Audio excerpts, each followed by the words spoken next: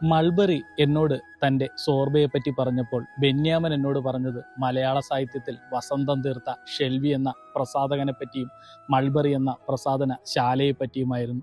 പുസ്തകങ്ങളെയും മലയാള സാഹിത്യത്തെയും സ്നേഹിച്ച് പരസ്പരം ഒന്നായ ഡെയ്സിയെയും ഷെൽവിയെയും കുറിച്ചായിരുന്നു. കസാൻ സാക്കിസിന്റെയും അദ്ദേഹത്തിന്റെ ഇഷ്ടകഥാപാത്രമായ സോർബയെയും കുറിച്ചായിരുന്നു. ഷെൽവി തന്റെ യാത്ര ഇടയ്ക്ക് വെച്ച് അവസാനിപ്പിച്ച് മടങ്ങിയപ്പോഴും ഡെയ്സി തന്റെ പ്രിയതമന്റെ പ്രിയസ്ഥലമായ സാക്കിസിന്റെ സ്വന്തം നാട്ടിലേക്ക് യാത്ര നടത്തുന്നുണ്ട്.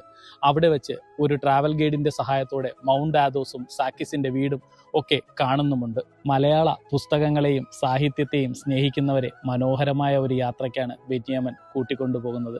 വിഷ്ണുവും സ്നേഹയും ഡെയ്സിയുടെ ജീവിതത്തിലേക്ക് കടന്നു വരികയും പിങ്കിക്കും മൾബറിക്കുമൊപ്പം ഭൂതകാലത്തിലേക്കും വർത്തമാനകാലത്തിലേക്കും സഞ്ചരിക്കുന്ന മനോഹരമായ വായനാനുഭവം. പുസ്തകത്തിൽ പരാമർശിക്കുന്ന പല വസ്തുക്കളും സമ്മാനമായി ലഭിച്ചതുകൊണ്ട് ഇത് നൽകുന്ന വായനാനുഭവം ഒത്തിരി മേലെയായിരുന്നു.